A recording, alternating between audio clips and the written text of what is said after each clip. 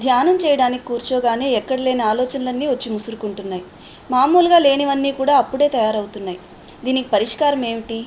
పోనీ భరిస్తూ కూర్చుంటే కొంతకాలానికి అదే సర్దుకుంటుందంటారా?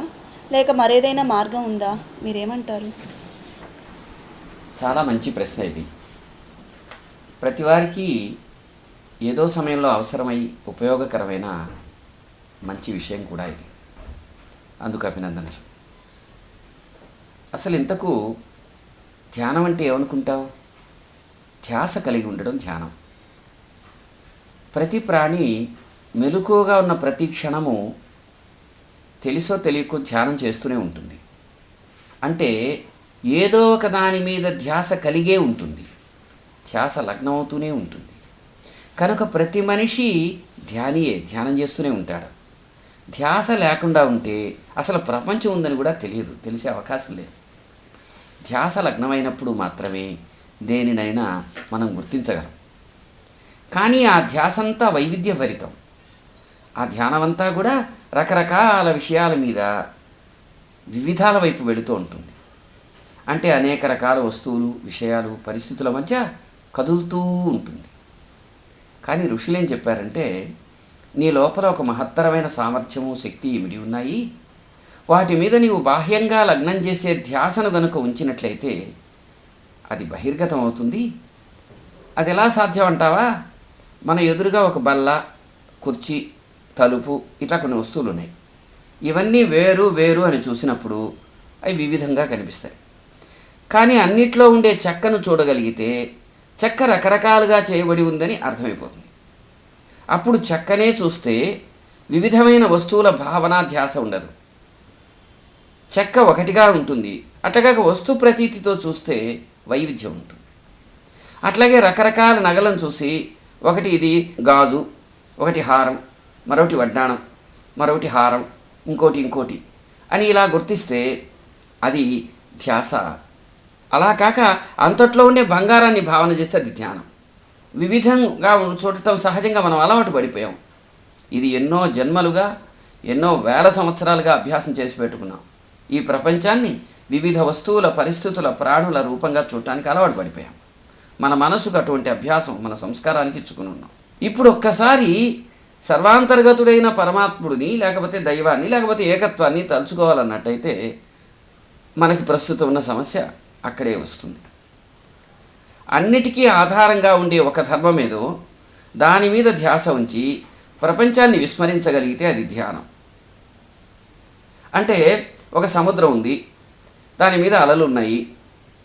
ఒక్కొక్క అల వేరువేరుగా చూస్తే అలలన్నీ వేరుగా ఉండి కల్లోలంగా ఉండే సముద్రం మనకు తోస్తుంది. అట్లగాక నీటి దృష్టితో మనం గన చూస్తే కల్లోలం ప్రస్తావనే రాదు. ఎందుకంటే ఉండేదంతా నీరే.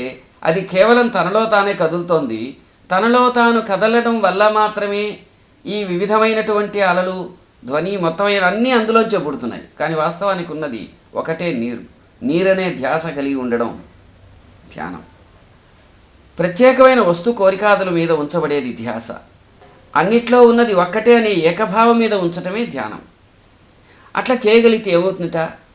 ధ్యానం చేసే నువ్వు, ధ్యానం చేయబడే ఏకత్వమైన భగవతత్వము, ధ్యానము అని వేరుగా ఉండక ఒక్కటే ఉంటుంది. ఆ అనుభవం రాగానే ఎక్కడ లేని సంతోషం కలుగుతుంది.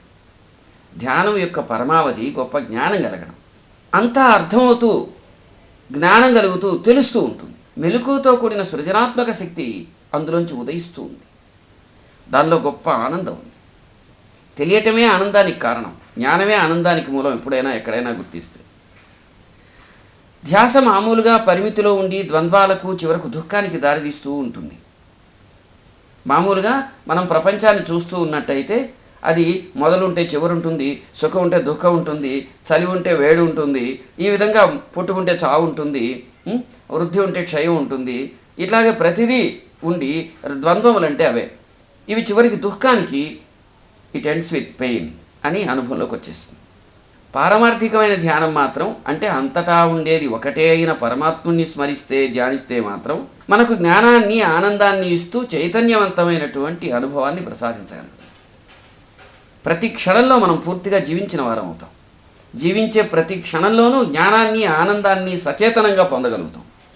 ప్రతి జీవి ప్రతి క్షణం చేసే పని ధ్యానమే అయినప్పటికీ, అదే ధ్యాసను కలిగి ఉండడం అయినప్పటికీ, ఆ ధ్యానం పారమార్థికమైతేనేమో ఒక ప్రయోజనము, లోకదృష్టితో వైవిధ్యంగా చూస్తేనేమో ఇంకొక ప్రయోజనం మనం గమనించవచ్చు. కాబట్టి నీకేది కావాలో మనం తెలుసుకోవాల్సి ఉంటుంది. ఉదాహరణకు 4 రకాలైన ఆవుల నుంచి తీసిన పాలు 4 కుండల్లో ఉంచాం. ఏ ఆవులలో ఎన్ని తేడాలున్నా, అవి ఎంతగా వేరు అని స్పష్టంగా తెలుస్తూ ఉన్నా, వాటిలో పాలు అనే ఏకత్వ గుణం ఉంది. అలాగే మనందరం వేరు వేరు వ్యక్తులుగా అనుభవం అవ్వటం ధ్యాస, అందులో ఏకత్వాన్ని దర్శించగలగడం ధ్యానం. అది ఎప్పటికీ నశించదు, ఇది కొంతకాలానికి నశిస్తుంది. బాహ్యంగా వైవిధ్యాల్లో చిక్కుకుంటే మిగిలే దుఃఖం, అది ఎప్పటికైనా వృద్ధిక్షయాలనే ధర్మాలకు కట్టుబడి ఉంటాయి కనుక. ఉదాహరణకు నీ చెయ్యి పట్టుకున్నాను, ఇదే ఈ దేహమే నువ్వని చూస్తే మరో సంవత్సరాలకి ఇది ఉండదు. అలాగే ఒక 20 ఏళ్ల ముందు కూడా ఇది ఎక్కడుంది అంటే నీ వయసుకు ముందు అది లేదు. మరణం అనివార్యమైన సత్యం కదా. కానీ ఈ స్పర్శ ద్వారా నీ చైతన్యం పొందిన అనుభూతి మాత్రం నీ సంస్కారమే శాశ్వతంగా ఉంటుంది. అట్టి ధ్యానం ఎప్పుడూ నీలో మొదలవుతుందో అప్పుడు నీలోనే ఉండే జ్ఞానానందాలు మేల్కొంటాయి. నీ అంతరంగం అద్భుతమైన సృజనాత్మకతతో నిండిపోతుంది. బాబా పాదార విందాలను ఒక్కసారి స్పర్శిస్తే ఆ స్పర్శానుభూతి నీలో శాశ్వతంగా ఉండగలదు. నిన్ను ఫలానా వారి అమ్మాయిని చూస్తే ఆత్మీయతో ప్రేమో స్నేహమో వాత్సల్యమో మొహమాటమో మరొకటో ఉండాలి. అలా కాక నన్ను ఆశ్రయించి వచ్చినటువంటి ఒక ప్రాణి రూపంలో ఉంది, నీ ఎదురుగా నాలోంచి మాట్లాడుతుంది, ఒకే పరమాత్ముడేనని చూస్తే నేను నీలో జీవించగలను, నీవు నాలో జీవించగలవు అని గుర్తించి ప్రేరేపించగలం. శరీరాలు వేరుగా ఉన్నా మన అంతరాంతరాల్లో ఉన్న ధర్మం నాలోనూ నీలోనూ ఒక్కటే ఉన్నది, అదే పరమాత్ముడైన సాయినాథుడు అని భావిస్తే ఆహా ఎంత అద్భుతమైన మహోన్నతమైన భావన చూడు. అదే భావాన్ని చూడటం అంటే. సామాన్యుడు పువ్వును చూస్తే బాగుంది అందంగా ఉంది అనుకుంటాడు. అక్కడ తాను వేరుగా పువ్వు వేరుగా ఉండటం, వేరువేరుగా ఉండే సౌందర్యం అనుభవంలోకి రావటం ఉంటాయి. కానీ పైన చెప్పుకున్న అవగాహన ఉన్నవాడు సర్వము తానే అయిపోయినట్టు చూడగలిగితే అతని అనుభవం అతనికి స్పష్టంగా తెలిసి ఉంటుంది. అది జ్ఞానవంతం, అందులో ఆనందం ఉంటుంది. జీవితం దేనికై నిర్దేశించబడిందో అటువంటి శాశ్వతమైన చైతన్యము, జ్ఞానము, ఆనందము సచ్చిదానంద స్వరూపమై మనకు అనుభవంలోకి వస్తుంది. ఈ అవగాహనతో యోచించి చూడు, ధ్యానం ఎంత సులువవుతుందో. మనం పీల్చే ప్రతి శ్వాస, వేసే ప్రతి అడుగు ఆ అవగాహనతో ఉండేలాగా చేస్తే అంతకు మించిన సాధనే ఉంటుంది. అప్పుడు ఒక్క క్షణంలో మరణం వచ్చేసినా, సృష్టి ఉన్నంత వరకు కొనసాగినా జీవించటమే ఉంటుంది. ధ్యానం యొక్క పరమావధి సచేతనమైన, చైతన్యవంతమైన, జ్ఞానరూపమైన ధ్యాసతో ఆనందంగా జీవించటం.